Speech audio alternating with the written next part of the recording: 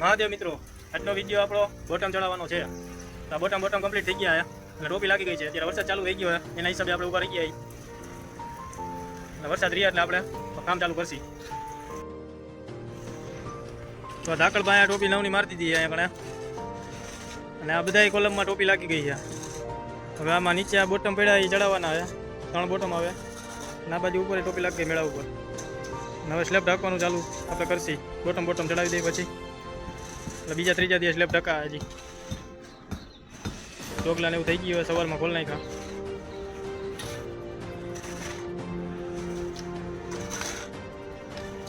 હા ભાઈ, રેતી બેણા કાઢે વધારાનું બધું નડે.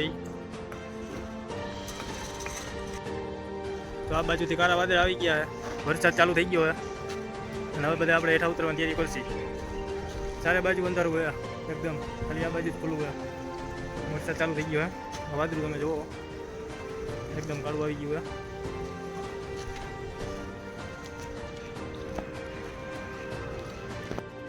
વરસાદને આપણે નીચે બેસી ગયા, મેળા નીચે આ મેળો અકળભાઈને બે